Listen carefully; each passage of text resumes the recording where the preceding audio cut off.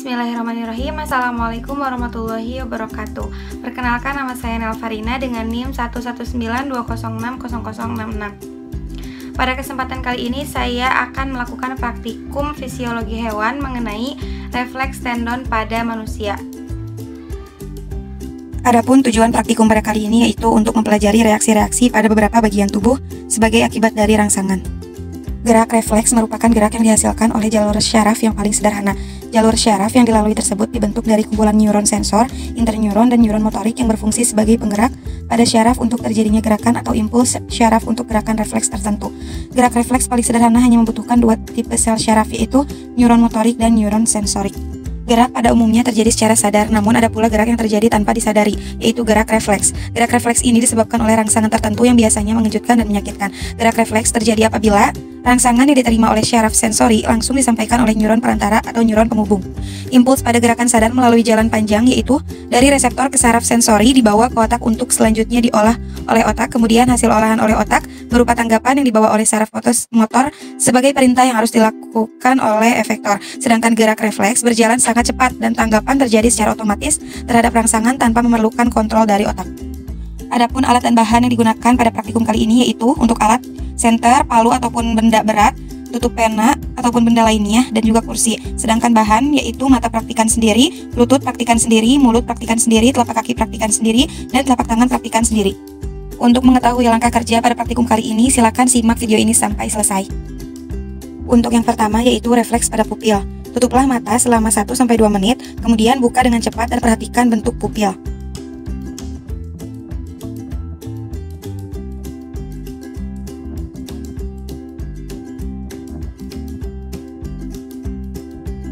Yang kedua yaitu refleks pupil dengan tiba-tiba. Perhatikan respon pupil, kornea, dan kelopak mata ketika disinari dengan cahaya senter. Yang ketiga yaitu refleks akomodasi pandang. Hadapkan mata pada benda dekat dan jauh, lalu perhatikan pupil. Yang keempat yaitu refleks menelan. Telan air ludah terlebih dahulu, kemudian minum air dan ulangi menelan, lalu perhatikan perbedaannya. Yang kelima yaitu refleks telapak tangan. Jatuhkan benda pada telapak tangan dan perhatikan refleks telapak tangan terhadap benda yang jatuh tersebut.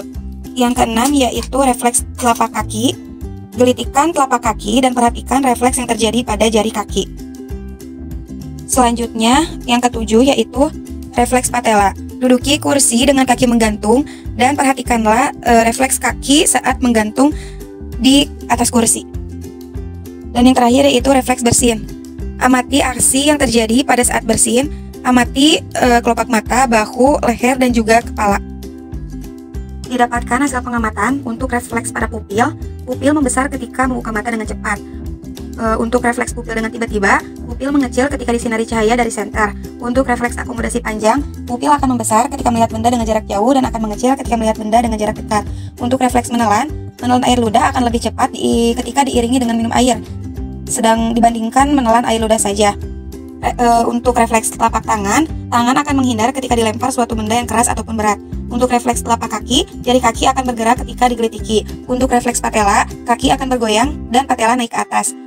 Untuk refleks bersin, mata akan menutup dan bahu akan naik atau menunduk ketika bersin. Berdasarkan hasil pengamatan refleks pada pupil, didapatkan bahwasanya pupil mata akan membesar ketika mata dibuka secara langsung setelah ditutup selama 2 menit. Hal ini dikarenakan mata berusaha mengumpulkan kembali cahaya dari luar setelah mata ditutup selama 2 menit, sehingga mata kehilangan cahaya. Selanjutnya, berdasarkan hasil pengamatan refleks pupil dengan tiba-tiba, didapatkan bahwa pupil mata akan mengecil ketika disinari cahaya dari senter. Selain hal ini dikarenakan mata menyesuaikan dengan intensitas cahaya yang masuk itu banyak, sehingga pupil akan mengatur intensitas cahaya yang masuk. Selanjutnya, berdasarkan hasil pengamatan refleks akomodasi panjang, didapatkan bahwa pupil akan membesar ketika melihat benda dengan jarak jauh dan akan mengecil ketika melihat benda dengan jarak yang dekat. Hal ini dikarenakan mata terkena rangsangan cahaya yang merupakan contoh refleks otak. Selain itu, hal ini juga berpengaruh terhadap jumlah pengumpulan cahaya oleh daya akomodasi mata. Berdasarkan hasil pengamatan pada refleks menelan, didapatkan bahwa menelan air ludah akan lebih cepat ketika diiringi dengan minum air dibandingkan menelan air ludah saja. Hal ini dikarenakan terdapat kekentalan air ludah sehingga menghambat dalam menelan. Selanjutnya, berdasarkan hasil pengamatan pada refleks telapak tangan, didapatkan bahwa tangan akan menghindar ketika dilempar suatu benda yang keras ataupun berat. Hal ini dikarenakan manusia memiliki sistem saraf yang dapat mengantarkan stimulus ke otak sehingga menimbulkan respon. Respon akan ditanggapi oleh neuron dan neuron ini akan segera bereaksi terhadap stimulus. Selanjutnya, berdasarkan hasil pengamatan refleks pada telapak kaki, didapatkan bahwa jari kaki akan bergerak ketika digelitiki. Hal ini dikarenakan oleh gerakan refleks yang berasal dari sumsum tulang belakang. Apabila rangsangan dengan kekuatan tertentu diberikan pada membran sel saraf, membran akan mengalami perubahan elektrokimia dan perubahan fisiologis. Selanjutnya, berdasarkan hasil pengamatan pada refleks patella, didapatkan bahwa kaki akan bergoyang-goyang dan patella ke atas. Refleks pada patella ini disebut sebagai refleks sumsum tulang belakang karena saraf penghubungnya terletak di dalam sumsum tulang belakang. Dan yang terakhir, yaitu berdasarkan hasil pengamatan pada refleks bersin, didapatkan bahwa mata akan menutup dan bahu akan naik ke atas ataupun menunduk ketika bersin. Hal ini berkaitan dengan struktur anatomi tubuh manusia, di mana terdapat sebuah lubang kecil yang bernama ductus nasolacrimolis yang menghubungkan antara mata dengan hidung. Agar benda asing tidak masuk ke dalam lubang tersebut, maka terjadilah kontraksi hingga ujung ductus nasolacrimalis yang berefek mata akan terpejam ketika bersin. Refleks bersin ini bersifat fisiologis dikarenakan respon negatif terhadap benda asing, namun juga tergolong dalam manifestasi gejala beberapa penyakit alergi. Berdasarkan hasil percobaan pada praktikum kali ini, dapat disimpulkan bahwasanya gerak pada umumnya terjadi secara sadar, namun ada pula gerak yang terjadi tanpa disadari, yaitu gerak refleks. Gerak refleks ini merupakan gerak yang dihasilkan oleh jalur syaraf yang paling sederhana. Gerak refleks ini terjadi apabila rangsangan yang diterima oleh saraf sensori langsung disampaikan oleh neuron perantara. Dalam percobaan ini terdapat beberapa gerak refleks, khususnya refleks tendon pada manusia, diantaranya refleks pada pupil dengan tiba-tiba, refleks akumulasi panjang, refleks menelan, refleks telapak tangan, refleks telapak kaki, refleks patella, dan juga refleks bersin.